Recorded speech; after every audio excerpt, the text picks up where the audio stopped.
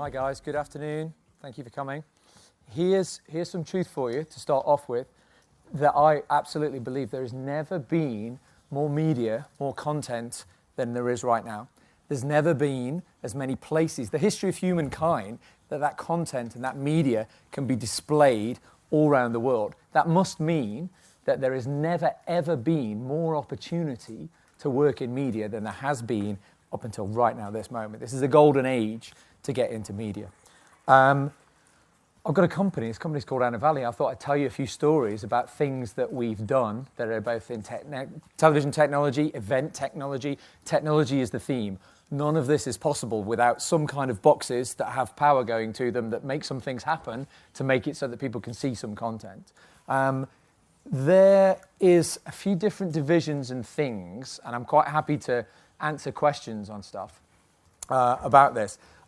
You will have seen some of the technologies that we deal with on big primetime TV shows, entertainment shows mostly. So everything you see on the screen on a show like Britain's Got Talent or X Factor or shows like that is made up of lots of technology that we own and lots of crew whose job it is to build those things. You may not have seen an LED wall like something on X Factor from behind, but it's like Lego. It's lots and lots of tiles, lots of cables, lots of power. And lots of media servers or clever, big, powerful computers that pour content in. Quite a lot of the content, maybe some of you here have had some experience of working in some of these shows, especially true of X Factor. They make it up on the day. They'll sit there looking at YouTube and getting ideas of stuff. And because it's so versatile, they can make some content and play it out on the screens on that day. And then we also use the same content. I don't know if you can make it out here, but there's 3,000 strips of LED that go in the floor and ceiling, and what that's doing is playing the same video that's playing out on the screens. But because it's split up into all those strips, it looks like pulsating lights, and it's all going on with the music. It's actually a shot of the person singing that's playing out on there. And then there's daytime and there's one-off stuff. It's basically everywhere, displays and ways of showing content. These ones are more one-off when you get something like Sports Personality of the Year. That's a picture from. We are also involved in, and I'm more than happy to answer questions. They did say in the blurb of this that I would give you some info on how some of these shows have gone together, so I'll try and leave some time to talk about it. We have things that bypass screens and studios and things like that completely, things like Gogglebox. In the very, very first meeting we had about it, they had a notion about doing a fast turnaround show. So that means it's something that's shot, edited, and goes out really quick. The best example of that is news, isn't it? It's shot, it's edited, it's out as quickly as possible. The notion of Gogglebox was very topical because they had to watch the shows in the week and then it has to go out on TV. Otherwise, it doesn't make really any sense if you show it 3 months later. But the main thing for them is they wanted some way of separating the camera positioning from the camera control. And they'd already got a notion of maybe doing a kind of a fixed rig show. So you know fixed rig shows, yeah, like 24 hours in 80 or one born every minute or those kind of things. They're in institutions where you can rig the camera and the cables and the power and leave it in there for 3 months. That's great. That didn't work for Gogglebox. They wanted to go in and out. But the pilot that they first showed to me, where they'd done a little teaser tape that they showed to Channel 4, they'd got like 3 or 4 guys with camcorders in the room shooting the families. And God, it was fake. Oh, it was rubbish. They were playing up to the camera. They had to remove it somehow.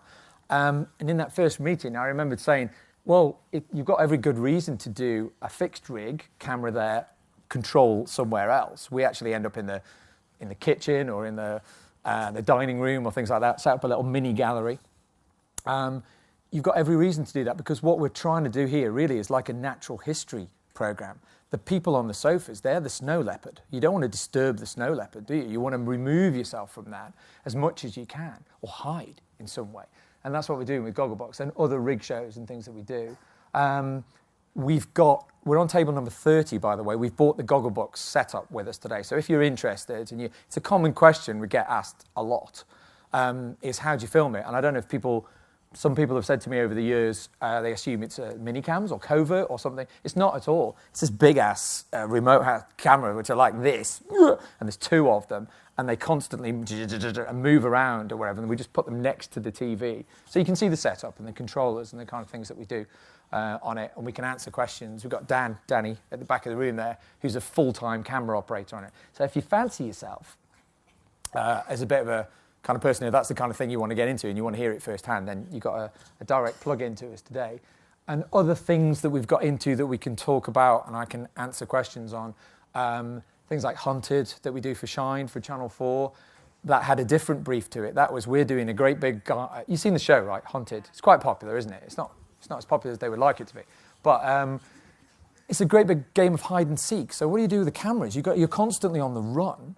So we did a few things with it. They didn't want body-worn cameras. They didn't want this whole GoPro look to it all the time, although they do use some of that in the cars. And those shots have become shots of the hunters in the cars that they've absolutely come to rely on in that show because it adds to that drama and that tension of when they're about to capture somebody.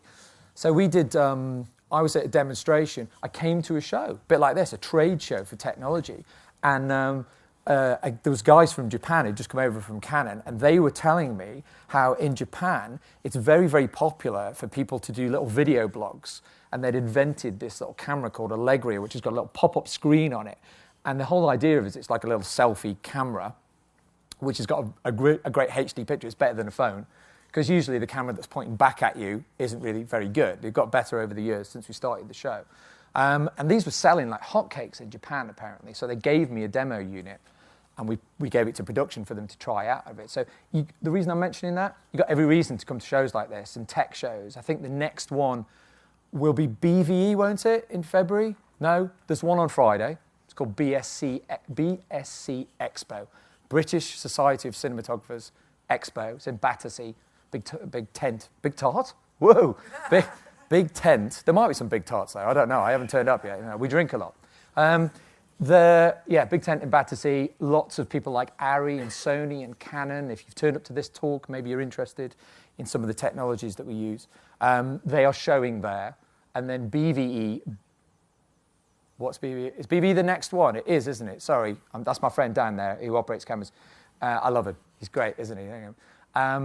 Broadcast Video Expo is at the Excel Centre. I'm not involved in any of these shows, by the way. I'm not even exhibiting at them. I'm just pointing them out. So if you want to get up close and personal with technology, those are places to go within kind of London area that can get on with. You can expand this. I'm mentioning two other areas that we're involved with because I think it's important to give yourself as much exposure to anywhere where technology and content and stuff is being made and being shown in any way. Why? It might be a job for you. It might be something else out there, actually, that you might not have thought to. I mean, sounds very much like it's about television, doesn't it? Royal Television Society, Future Creative. It doesn't need to be about that, does it really, about TV? There's conference work that goes on where you've got big screens and camera setups, there's expos. It doesn't need to just be about pointing cameras at LED walls. There's still lots of big projection that go on. I mean, that's a great gig for Sky. Sky, at one point, would spend £1 million with us per year just on internal communications. So that's them communicating things to their own staff, right? £1 million a year they would spend on that. And that's not the only stuff. That's the only stuff that they wanted us for, where it's got cameras and screens and all their showbiz, about it and everything. There's a whole ton more stuff that goes on in that. That was when they did I think it was season 5 maybe of Game of Thrones, but they got this idea, and this maybe tells you the kind of brief that we would get as a technology supplier. They said, okay, we've got a new season of Game of Thrones coming on. We want to make a big noise about it. Here's our idea. We want to take over the Tower of London. That's what that picture is at the bottom there. And we want to, what you can't see in that picture, it's not a very good picture actually, sorry, is a big red carpet in the moat, and then we built a cinema. So they had all the sexy cast of the show and the crew and everything come down this red carpet, and that is a dragon that's projection mapped on the side of the castle, and it goes around, it breathes fire, and it reveals the logo. The season before that, we projection mapped the Guildhall in London as a giant ice wall. You've seen the show, right? The ice wall, the wall. And it broke, it cracked, and it all came apart, and it revealed the logo in it. So if you, we're a hire company, if you think things like that are an interesting thing to tackle, that's about as detailed as the idea at that point. We kind of want a cinema, and we kind of want a dragon that flies around. So you then got to find the right technologies and apply them to that brief. So for that, we've got a particular brightness. Maybe you can make out. They wanted to start in the day. So it's not at night when you can have a particular brightness of projectors. It's in the daytime. So you've got the biggest light source ever, the sun, beating down. And you've got to choose what side you're going to do it because the light moves and so on. Studio stuff. This is stuff that we've done, which again has had different briefs to it, which has been, okay, you do LED walls, right? You do X Factor and Britain's Got Talent. You could do our Sky News wall. And then we go, oh shit, that's got to run like 20 hours a day, every day, all the time. So you've got to choose different technologies for that because one thing's right for one thing's not right for another. If it's something in higher, is this all right? I feel like I'm talking a lot of shit. I'm getting quicker, aren't I? It's nervous. Yeah, right, okay. Just calm down. So, stuff that has to run a lot of the time. The work we did in studios around the world got us into doing this kind of gig, this is the lobby at Sky. You ever been there? Sky Central. Massive displays. Ugh, they make a big show out of it. Like, it's great. We're Sky. This is Harrods. These are things where it's a different kind of job. It's a different kind of gig because they're not thinking about like viewing figures or how many people can we get to watch our show. They're about trying to keep people in that area. They're about footfall. Keep that people in that area as much as they can. And it's fascinating to go in department stores and talk to them. One thing that Guy told me in Harrods, so we were putting these screens in, they got block booked by Burberry or somebody, I think for like 6 months, to sell their handbags or stuff. He was saying that on the TV floor, where it's like audio-visual stuff, that what they found is that customers come out of the lifts, they see adverts for 4K televisions, and on the other side, they've got all the HDR, the high dynamic range TVs, and people literally beeline and go that way. And these are the TVs that they're selling over and over. So it made me think of something that I promised myself that I would say to you. If you're getting involved in something and you want to understand some things about technology, especially for some of the biggest growth areas, which is streaming, Netflix, Amazon, things like that, there are 3 technologies that you must look up. That's 4K and resolution. There are others. The Tokyo Olympics in 2020 is being shot in 8K, but that's because they're Japanese and they're showing off. They've got the Olympics in Tokyo, and the government have got behind it massively to say that it has to be the biggest, most advanced technical spectacle of an Olympics game of all time. The pressure on them is huge. It will be broadcast in 8K in Tokyo. If you can afford an 8K television and you live in Tokyo, you can see it live in 8K. I think they're 40 grand, 8K televisions, something like that. So, good luck with that. 4K. Second thing is Dolby Atmos. All of these commissions and things that are going on there, you must have to understand that. I think the thing is, I've probably underrated audio over the years. We are a company that does, lighting and audio and all the rest of it and that. But what I've found is the rise of self-shooting in production companies for TV means that there is,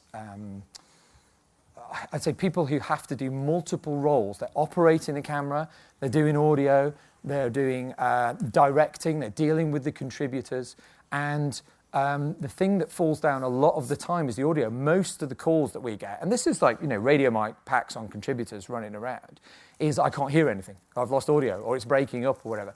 And I get the feeling over the years that people have spent so much time learning about cameras because they want to be a shooter, they want to be a camera operator, they were a bit light on audio, and they were even worse on lighting. So those are the kind of calls we get all the time. They've neglected to learn enough to go through a full process. And the third thing, which I've already mentioned, is HDR, high dynamic range.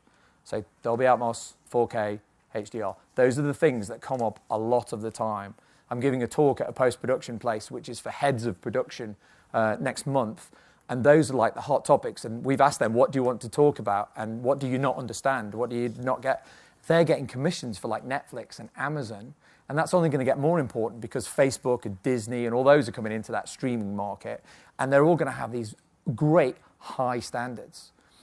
So what's happening at the moment is the separation between higher end and lower end is getting greater and greater.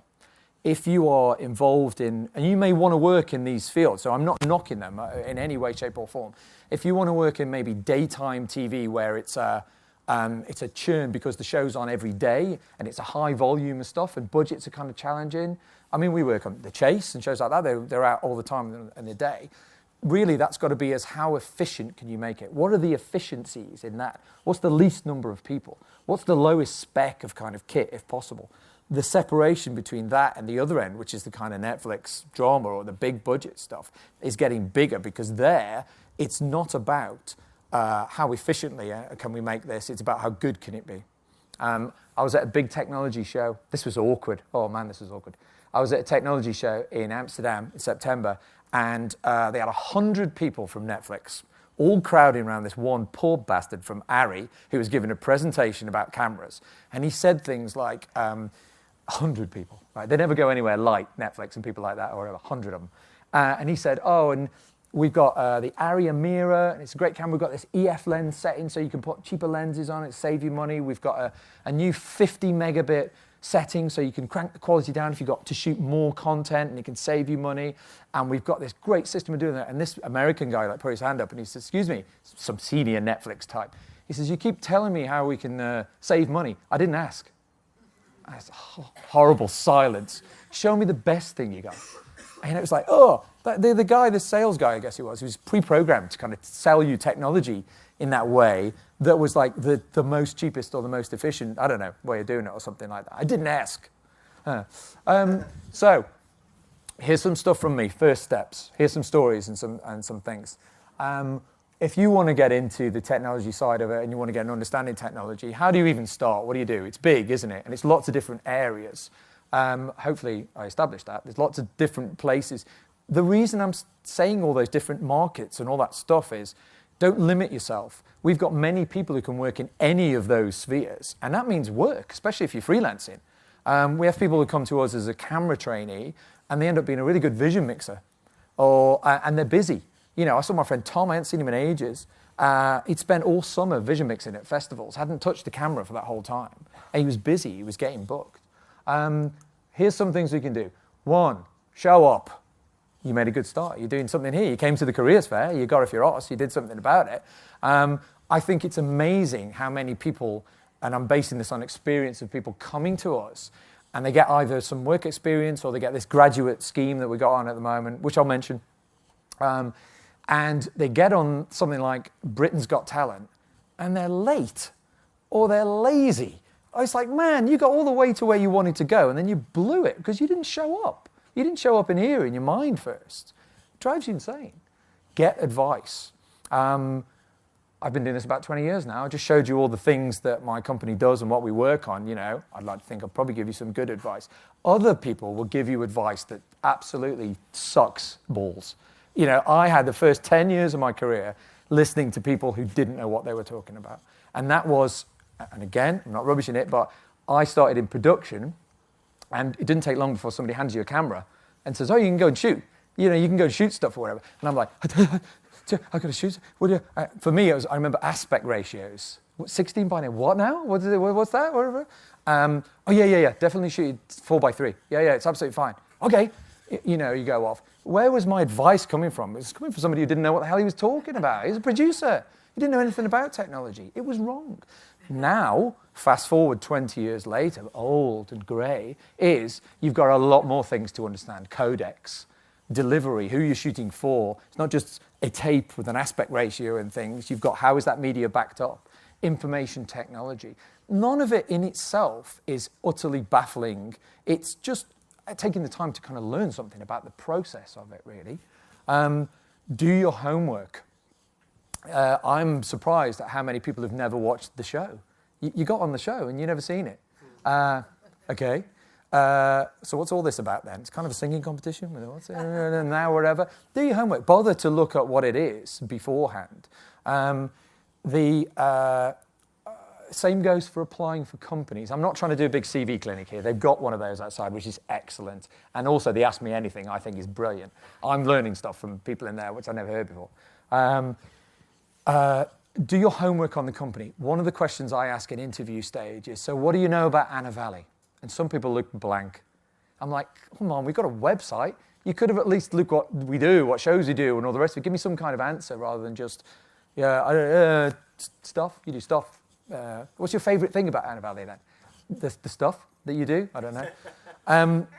this, again, most of these are pretty obvious things that I'm saying. They're not all about technology. Audit your online profile. People will check who you are, and there's lots of places that you appear now, isn't it? Let's go over that. Here's an example. I just took a quick frame grab of my own LinkedIn profile just before I sent the slideshow off, because I just thought of it. There's a few things to kind of point out on that. It looks like me, you know, however unattractive. It's not a filtered Instagram vision of beauty, because that's not what I look like. I look like that, right? So you can recognize me. It's got some kind of information stuff about me on here. It's a semi-sexy picture of a sports car that we were doing a commercial for in a shoot. Same one that I had at the opening slide of this. It's a bit of consistency. It's an online CV, isn't it? I make sure no one can see my Facebook, really. I played rugby for 12 years. This picture of me that you should never see under any circumstances, which shouldn't exist.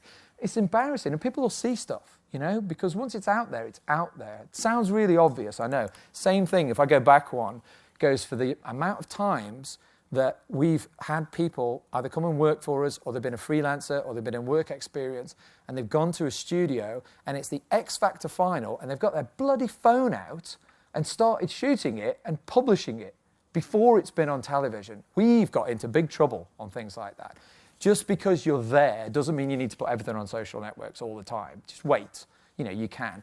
This one, yeah, the way we've done it inside the company is that Office 365 has an internal kind of thing, which is a real Facebook rip-off type thing that they call Yammer. It's like Microsoft's version of Facebook. Is rubbish. But we say, look, if you want to take a picture of your work and you're proud, or you want to take a selfie next to somebody, put it on Yammer. So we'll all see it internally, and we'll all like it, and we'll all celebrate with you and everything, but don't put it in the outside world.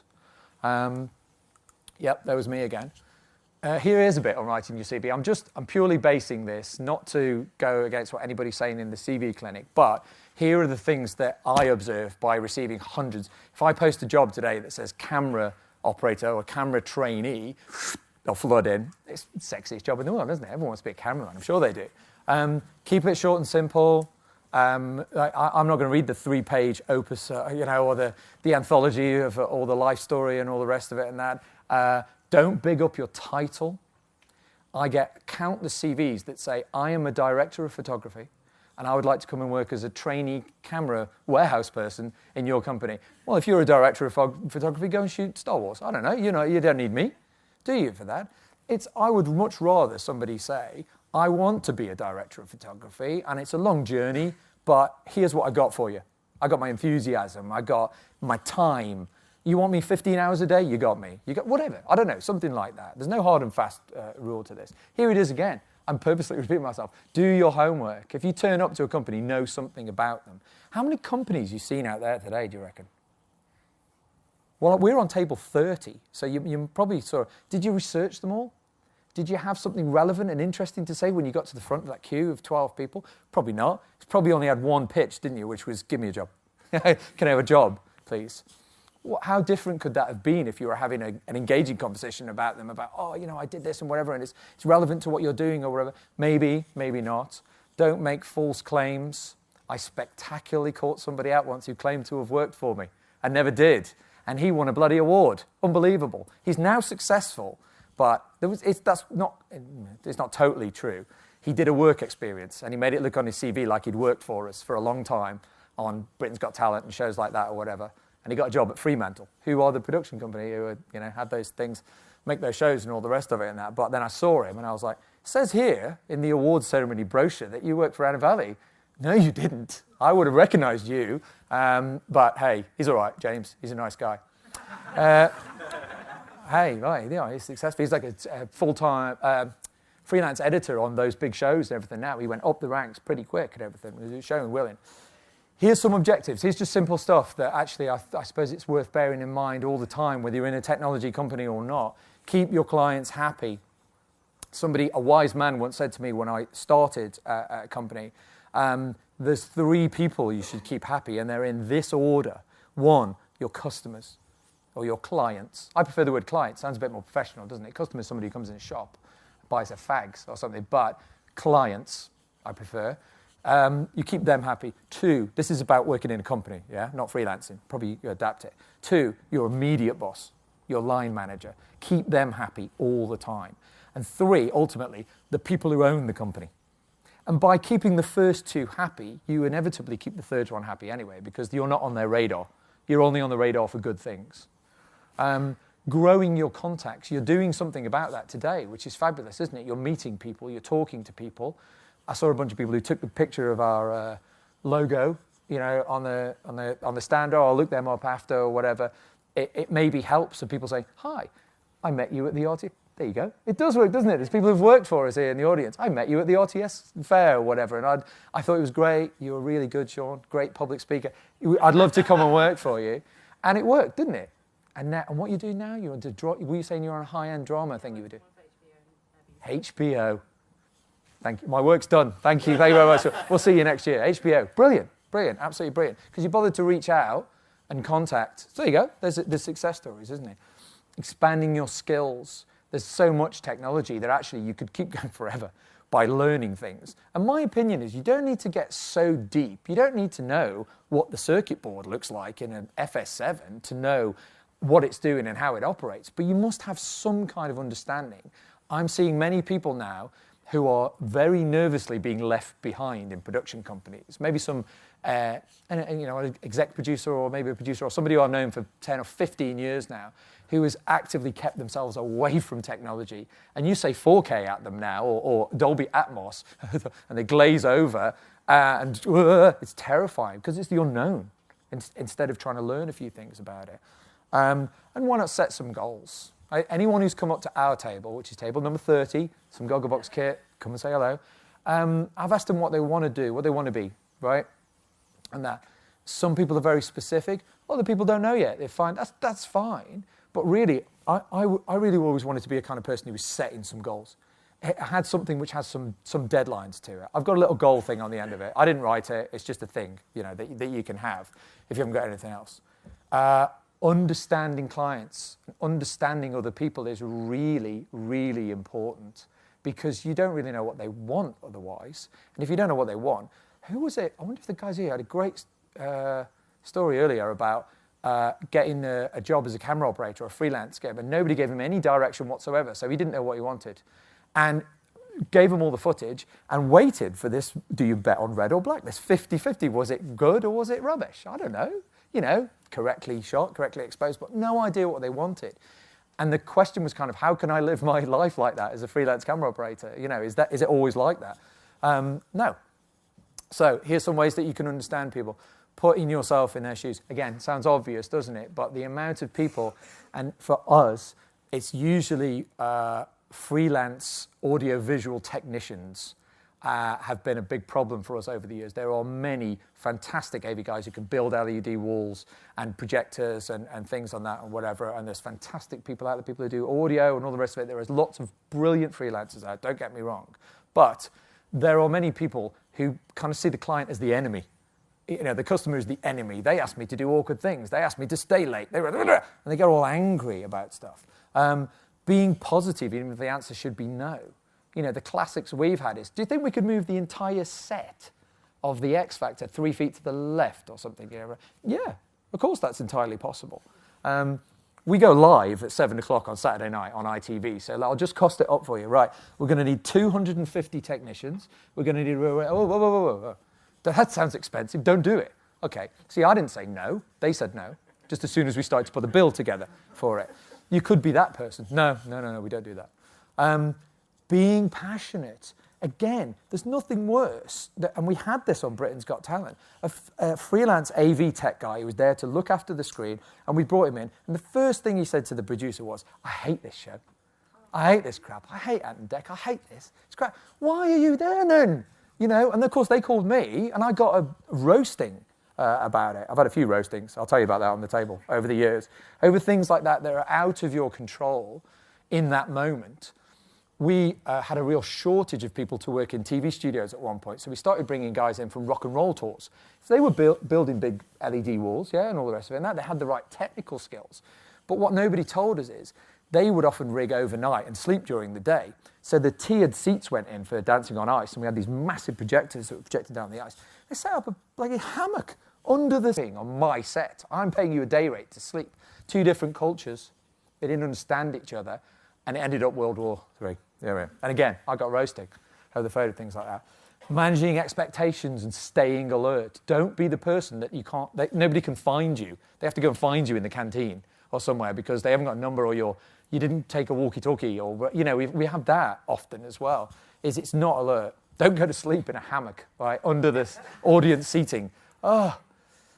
Here's a few things that you can do as well, which I've found useful. And again, isn't this so obvious, but you'd be amazed at the amount of people who just don't think in these terms, who get opportunity. Deliver what's promised. With technical aspects, there is no opinion on whether something is 4K or not.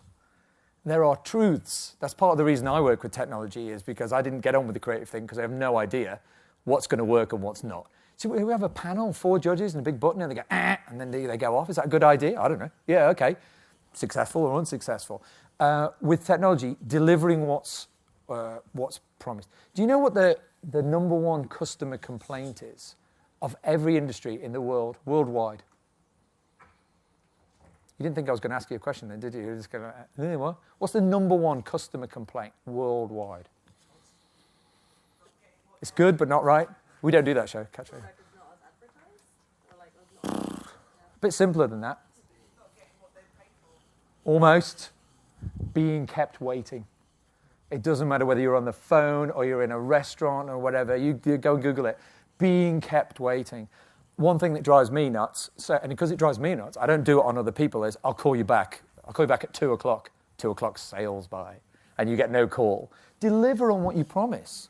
And nobody can criticize you for anything. Do what you say you're going to do, however simple. I say to people when we do our induction and onboarding process, don't lie as a matter of course. I don't like people who lie. If you allow people to lie within your organization, tell them I'm not available, kind of thing, then they become very good liars. And then how do you know when they're lying or not? A friend of mine, Stuart, works for an agency who work for brands and so on. The Disney's one of their clients. They do really well for themselves. And he's got he's only a little guy, but he's got this huge laugh. And he was telling me once about that classic ring, ring. Hello, is Stuart there, please? I really need to speak to him urgently. Who is it? Oh, it's the bank manager or something, or somebody he didn't want. And he was like, tell them I'm not here. What? Tell them I'm not here. He's not here right now. Oh, well, really, I need to leave a long message for him. And anyway, I need blah, blah, blah, blah. And the guy starts talking. Somebody makes Stuart laugh. And Stuart goes, whoa! And the guy says, he is there. I just heard him laugh. I know Stuart's laugh. He is there. You lied to me. That relationship has changed. Maybe never to be resolved. Who knows? Don't piss people off by that. Don't lie as a matter of course. Get to know your clients so well that you can anticipate their needs. It's important for us with technology. Especially if you're going with a van full of stuff. What do you put on the van? What do you not put on the van? Some stuff is planned, some stuff is a bit more ad hoc than that. And you can't take everything, and you can't be for every eventuality, can you? But I mean, experience says that actually, if you can understand them better and you can anticipate their needs, then you'll be onto a winner more. And somebody said this to me once, I paraphrased it, but I hope it's valuable for you, is meeting a client's needs keeps them happy. Okay, you did what you said you would do, but exceeding their expectations gives you long-term relationships, i.e. they'll keep coming back to you. They'll have you on the next production. They'll have you on the next event. They'll rebook you as a freelancer, or they'll keep you within the production company. That's what you want, right? You want to be rebooked. You want to again and again and again. We're nearly done. This is as preachy as hell, isn't it, Luke? The description said some do's and don'ts, right? Never, ever, ever be late to anything, ever. Because everything's your fault then, because you were late. Being on time is unachievable. The call time is 8 o'clock. What time do you arrive? Within that 60-second window, if it being 8, what if it's 8:01? Oh, you can't ever be on time. Be early. Have a coffee, The ultimate, who was it? Was it you? Who was I talking about? The ultimate recce?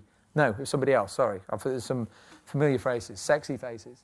Is the best kind of recce is if you are going to see somewhere and they put you up the night before and you got the opportunity to go to the venue or go to the location. I had this once with a guy who was he was the sounding on it. He was the audio guy. It wasn't his job to go down to location and start looking where everything was or wherever, but he did it anyway. Went down the night before, met the security guard. Next morning, when we're actually supposed to turn up and people come in and we're a bit pushed for time because everyone's a bit late, the security guard was like, oh, you haven't got the proper badges and all the rest of it. Oh, hello, Peter. Yeah, I saw him last night. Oh, yeah, come and park up here. And we're like, why? Because he turned up, showed up, and he was early, and he was organised for it. Never be late. Read information properly. There's nothing worse than Mr. Director or Mr. Producer having to answer the same question over and over again, and it's on the bloody call sheet. If you'd read the call sheet, you'd know that at 2 o'clock we reposition to room B or whatever it is for the next auditions or something or whatever on that. It's on the sheet. Read it. Speaking when appropriate. I love the sound of my own voice. You can tell it's awful, isn't it? But speaking when appropriate. Some people can talk themselves out of a job. The team know each other, maybe not you.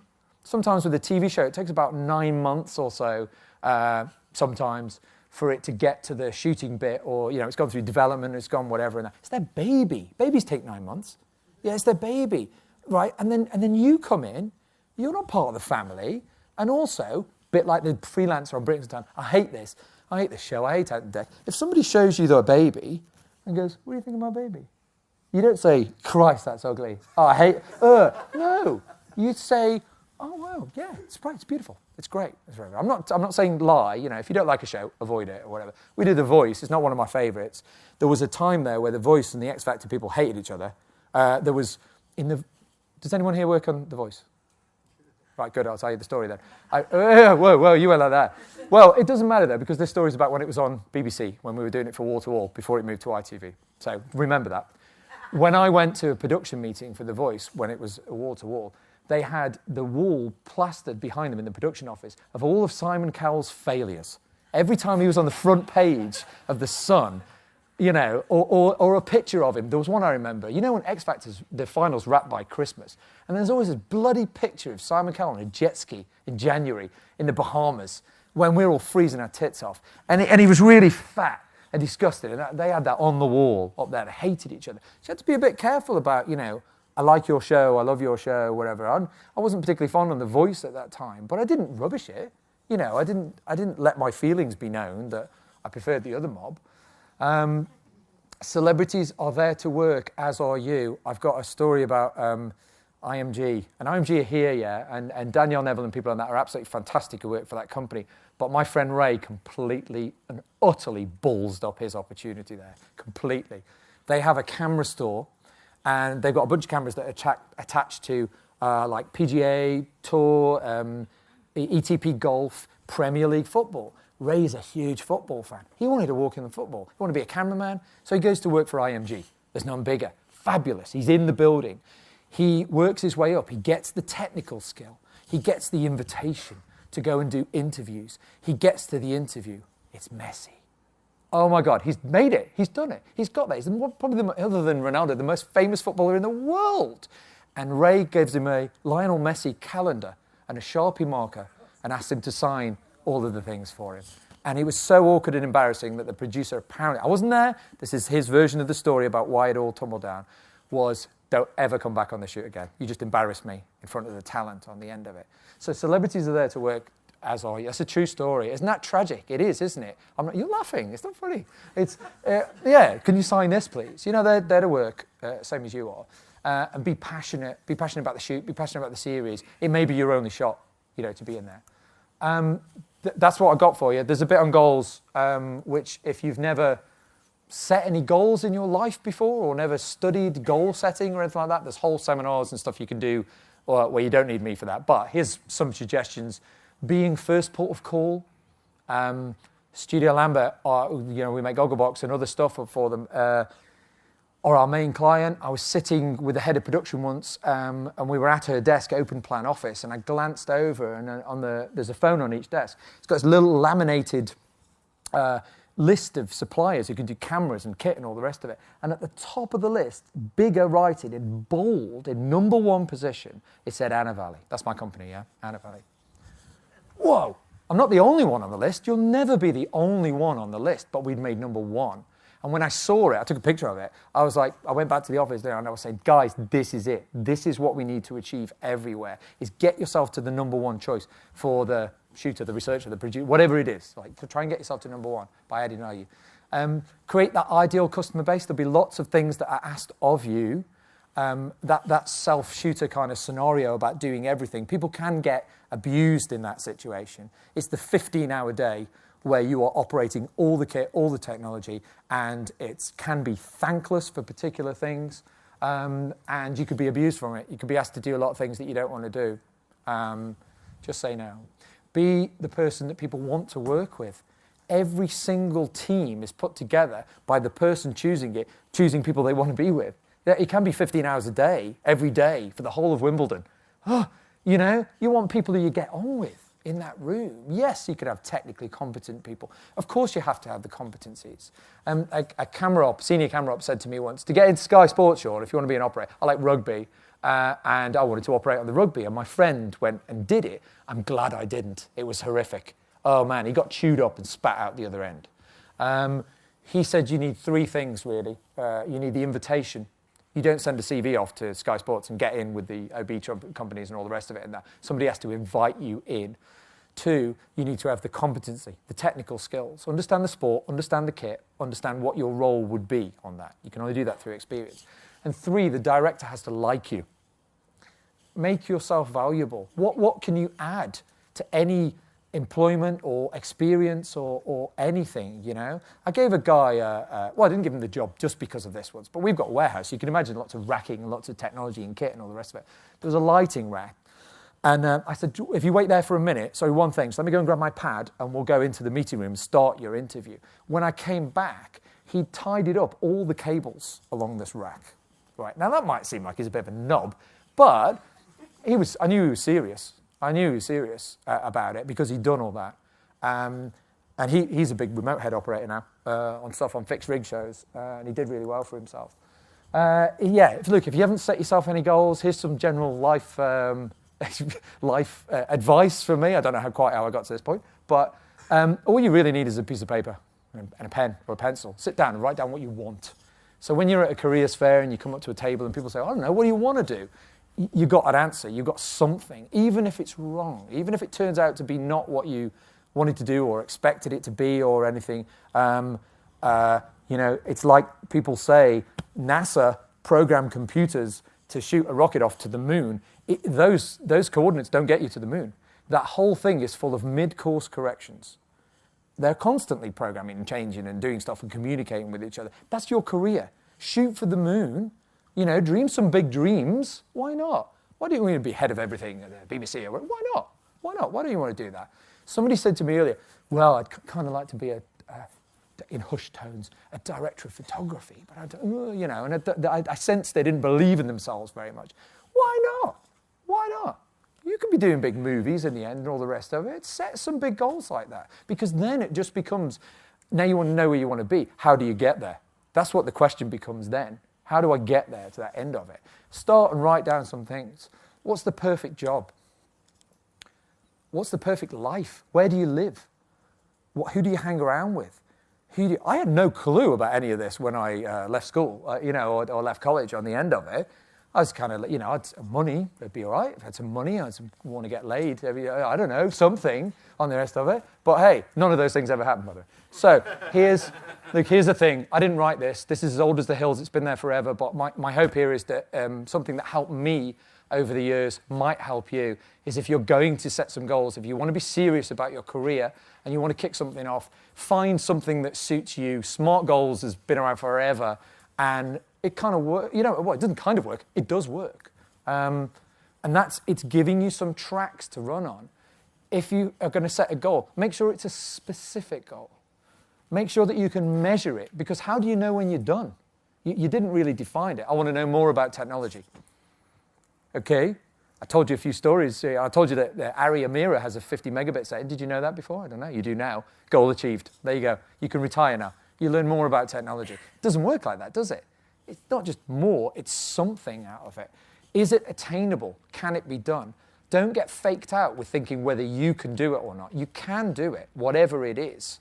If you want a unicorn in your living room by the end of the day. It's not achievable. Sometimes attainable or achievable, you can swap them around. They don't exist, right? Could you be head of light entertainment for the BBC? Hell yeah, you could. Could you be a director of photography? Of course. How do you know that those things are achievable? People did it.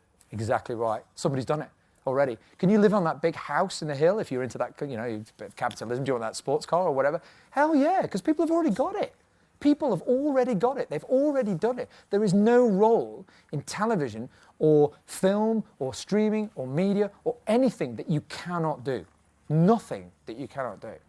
Make sure that when you set your goals, though, that they are relevant in some way. I've got some children. My 7-year-old, he wants to do, he plays football. He wants to do 100 keepy-uppies. Wow. I didn't tell him how to set goals. He's 7, right? He doesn't understand that. Specific. There are 100. Measurable. You can count them by every time your foot hits the ball, yeah? It's measurable. It's achievable. Somebody out there can do 100 keepy-uppies, I'm sure. It's relevant. He plays football. He wants to get better at kicking a football, of course. The only thing he didn't have, a deadline. All goals must have a deadline to them, even if that's measured in years.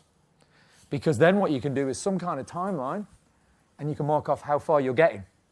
Because you might want to change your game plan a little bit if your career's not progressing enough, if it's not moving quickly. You made a good start by coming to something like this. Is this the first time you've been to a careers fair and heard a talk like this? There you go. We're on the journey already. Here's you.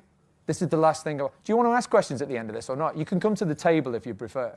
But if you do have a question when I wrap up, feel free, put your hand up. It's not that kind of talk, though, is it? You're just like, well, my question is, what?